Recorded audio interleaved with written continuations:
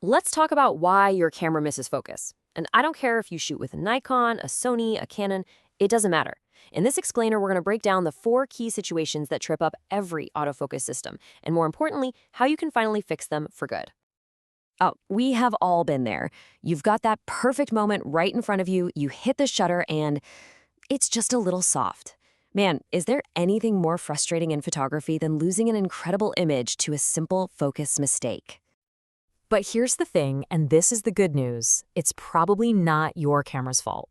You didn't waste your money on that expensive gear.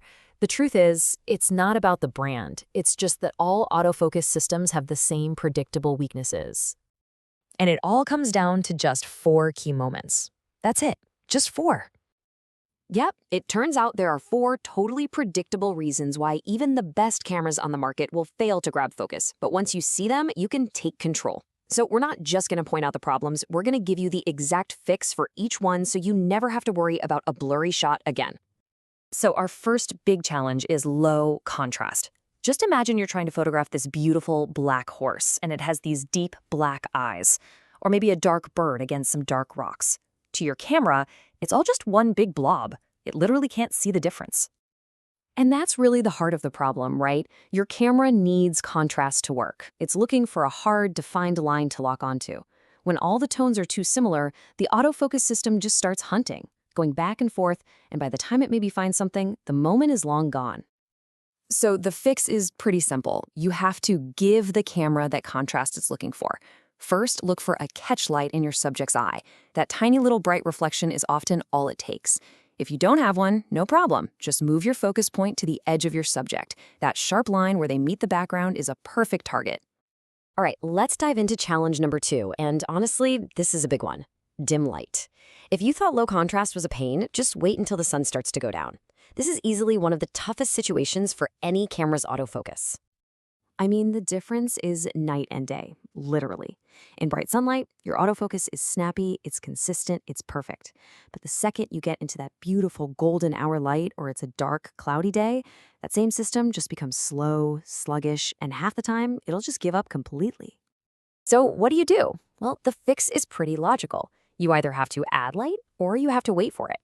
Now, adding light can just mean bumping up your ISO or opening up your aperture to let the camera's sensor see a little better. Or you can do what the pros do so often. Just be patient. Use that time to watch your subject, learn its behavior, and plan your shot. That way, when the light finally improves, you're ready to nail it.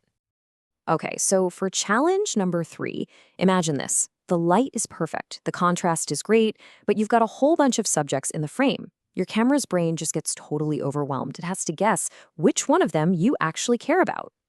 So here's what your camera is thinking. It has no idea which face you want to focus on, whether it's a group of people, a flock of birds, whatever. So it just defaults to a simple rule. Focus on whatever's closest.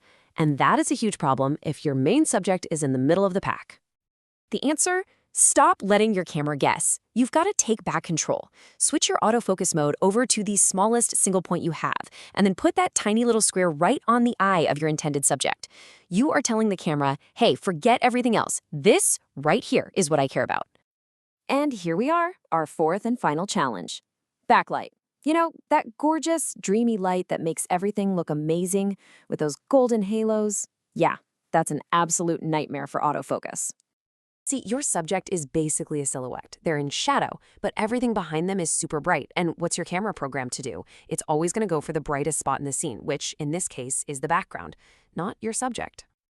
So, just like before, the first step is to switch to a single focus point. But here's the real trick. Don't put that point in the middle of the dark subject. You've got to place it right on the edge, that crisp, high-contrast line where the bright light is wrapping around the shadow. That line is the perfect target for your camera to lock onto. Okay, so there you have it, the 4 big reasons your camera misses focus.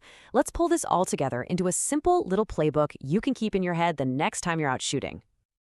So here it is, your new playbook. When there's low contrast, find an edge or a reflection.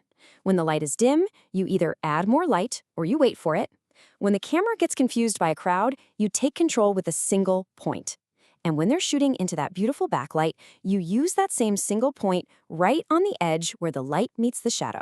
It's that simple. Look, just knowing this stuff is half the battle, but the real change, the real magic happens when you actually get out there and practice it.